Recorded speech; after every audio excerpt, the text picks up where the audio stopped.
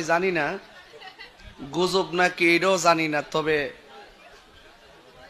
বেসরকারি সংস্থার মাধ্যমে তদন্ত করা উচিত। আমরা তো হুজুগে বাঙালি, কথা কন ঠিক কিনা?